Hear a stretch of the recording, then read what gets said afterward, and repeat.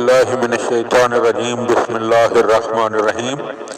مولا کائنات حضرت امیر المومنین علی ابن ابی طالب علیہ السلام کے مجموعہ کلام نہج البلاغہ کے پہلے باب کا خطبہ نمبر 210۔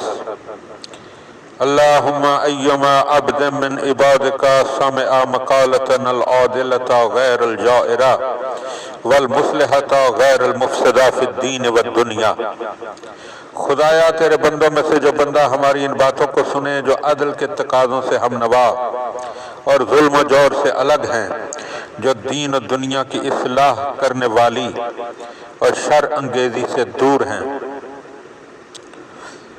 فَأَبَى بَعْدَ سَمْعِهِ لَهَا إِلَّا النُّكُوسَ عَنْ نُصْرَتِكَ وَالْإِبْتَاءَ عَنْ إِعْزَازِ دِينِكَ۔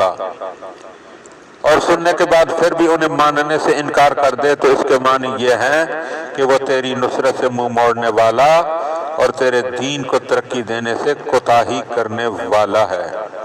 فَإِنَّا نَسْتَشْهِدُكَ عَلَيْهِ بِأَكْبَرِ الشَّاهِدِينَ شَاهِدِينَ وَلَسْتَشْهِدُ عَلَيْهِ جَمِيعَ مَنْ أَسْكَنْتَهُ أَرْضَكَ وَسَمَوَاتِكَ ثُمَّ أَنْتَ بَعْدَهُ الْمُغْنِي عَنْ نَصْرِهِ وَالْآخِذُ لَهُ بِذَنبِهِ۔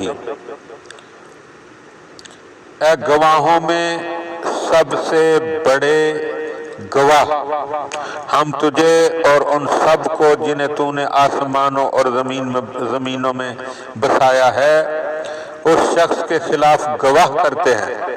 پھر اس کے بعد تو ہی اس نصرت و امداد سے بے نیاز کرنے والا اور اس کے گناہ کا اس سے مواخذہ کرنے والا ہے۔